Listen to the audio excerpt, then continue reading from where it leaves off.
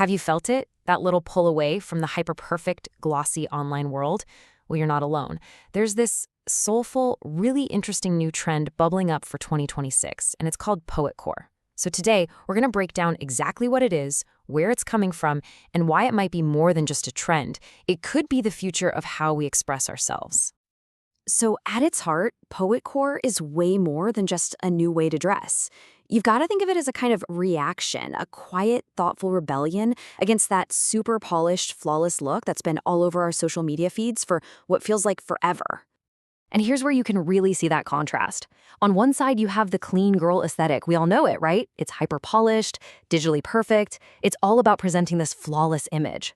But now, the pendulum is swinging hard. Poetcore champions this idea of a soulful rebellion. It celebrates things that are beautifully flawed and puts emotional depth way above having a perfect facade. It's a huge shift from aspiring to be perfect to, just being real. So where did this trend even come from? Well, it didn't just pop up out of nowhere. It's really an evolution of the slow living movement. But while something like cottagecore found its home out in a sunny garden, poetrycore found its soul in that moody, romantic idea of the tortured artist, an archetype that's been getting a ton of love on platforms like TikTok and Tumblr. Okay, so we've established that it's a rebellion against perfection. But what does poetcore actually look and feel like? Let's get into the nitty-gritty of the aesthetic itself. The whole inspiration for this movement comes straight from the great romantic poets of the 19th century. We're talking Keats, Byron, Shelley. These are artists who leaned into big emotions, passion, a little bit of melancholy, and nature. So the key thing to remember is that the entire aesthetic values what you're feeling on the inside way more than physical perfection on the outside. I think this quote just absolutely nails it. The aesthetic really is like a poem come to life. It's fluid, it's a little bit messy, and it is so deeply personal. It's not just about the clothes you're putting on. It's about wearing a whole mood. Now, you might be thinking, wait a minute, isn't this just dark academia with a different name? And I get that, but not quite.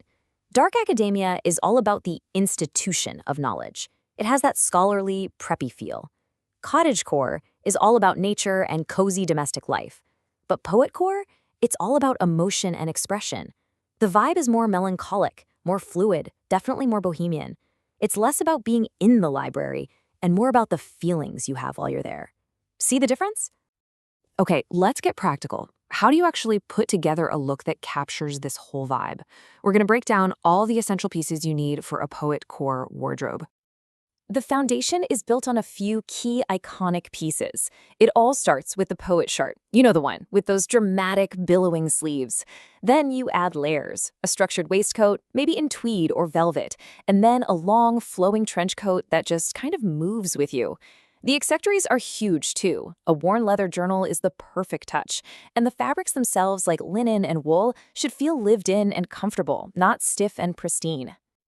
And the color palette? Oh, this is so crucial.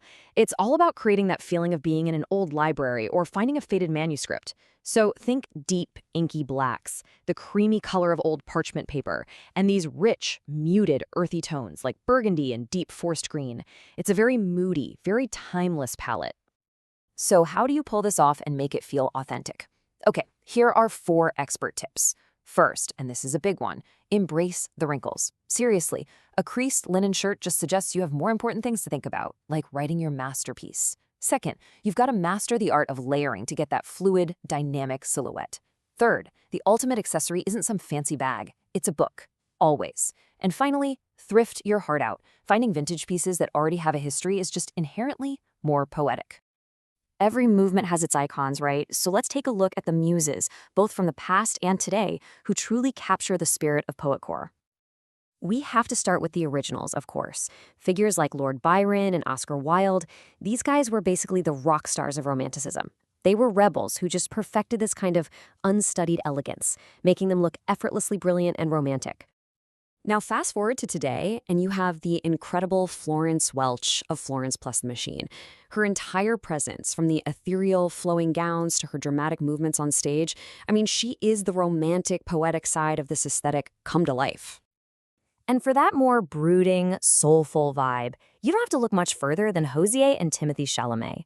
They both just have this modern, thoughtful sensitivity that perfectly aligns with that tortured artist archetype that's so central to this trend. But it's not all just flowing fabrics and soft melancholy. This aesthetic has a serious, rebellious streak, and it is perfectly embodied by the one and only Patti Smith. She mixes that poetic sensitivity with a raw, gritty, urban edge, which just proves how versatile and cool this whole archetype can be. So we've explored the look, and we've talked about its icons.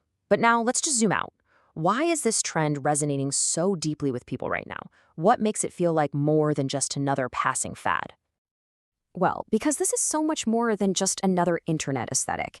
It's really a sign of a larger cultural shift, a move towards being more intentional and more emotionally honest in how we present ourselves to the world.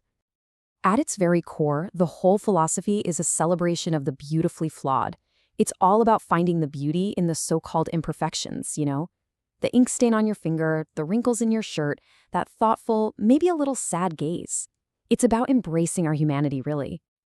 Ultimately, poetcore is like this amazing bridge. It connects the passion and fire of 19th century Romanticism with our very modern desire for a slower, more meaningful life. It turns your wardrobe from just a bunch of clothes into a real form of personal storytelling. So, it all kind of comes down to this. This trend is challenging all of us to ask ourselves a much deeper question every time we get dressed. Are you just putting on clothes, or are you wearing a piece of your soul?